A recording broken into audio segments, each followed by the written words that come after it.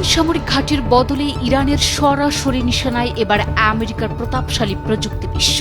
একটি বা দুটি নয়, গুনে গুনে 18টি শীর্ষ মার্কিন প্রযুক্তি প্রতিষ্ঠানকে গুড়িয়ে দেওয়ার চূড়ান্ত হুঁশিয়ারি দিয়েছে ইরানের এলিট ফোর্স রেভলিউশনারি গার্ডস। তাদের দাবি, ইরানি নেতাদের টার্গেট কিলিংয়ে সহায়তা করছে এই কোম্পানিগুলো।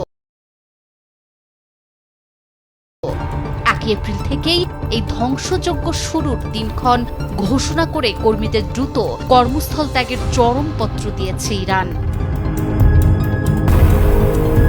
গত 28 ফেব্রুয়ারি থেকে শুরু হওয়া অপারেশন এপিক ফিউডের আগুনে পুড়ছে ইরান। সর্বোচ্চ নেতা আয়াতুল্লাহ আলী খামেনি থেকে শুরু করে নিহত হয়েছেন একের পর এক শীর্ষ ইরানি কর্মকর্তা।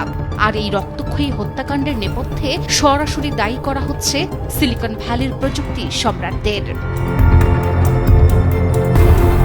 আইআরজিসির দাবি, অ্যাপল, গুগল, মেটা এবং মাইক্রোসফটের মতো কোম্পানিগুলো কেবল ব্যবসায়ী করছে না, তারা হয়ে উঠেছে সন্ত্রাসবাদী প্রতিষ্ঠান।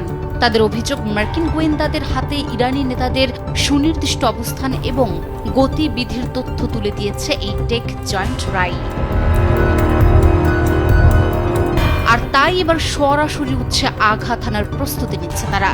বিবৃতিতে স্পষ্ট বলা হয়েছে, 18টি শীর্ষ মার্কিন প্রযুক্তি প্রতিষ্ঠানকে মাটির সাথে মিশিয়ে দেওয়া হবে। গত মঙ্গলবার ইরানের আধা সরকারি সংবাদ সংস্থা তাসনিম এবং প্রেস টিভিতে উঠে আসে এই বিস্ফোরক তথ্য। সরাসরি নাম ধরে মার্কিন টেক জয়েন্টদের যুদ্ধের বৈধ লক্ষ্যবস্তু ঘোষণা করেছে আইআরজিসি। কারা আছে ইরানের এই হিট লিস্টে? আইআরজিসি জানিয়েছে, এই তালিকায় রয়েছে আকাশপথের রাজা বোয়িং, ইলন মাস্কের টেসলা, মার্ক জাকারবার্গের মেটা, সার্চ ইঞ্জিন জয়েন্ট গুগল এবং টেক জয়েন্ট অ্যাপল সহ আরও 13টি কোম্পানি।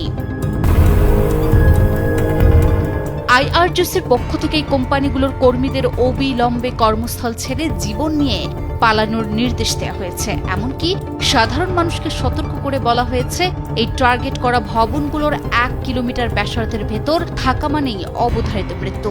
শুধু তাই নয়, তাদের পক্ষ থেকে দেয়া হয়েছে চূড়ান্ত সময়সীমা। স্থানীয় সময় রাত 8টা থেকে শুরু হবে বিধ্বংসী হামলা।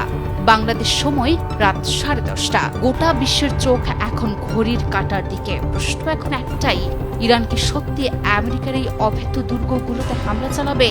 সময়ই বলে দেবে।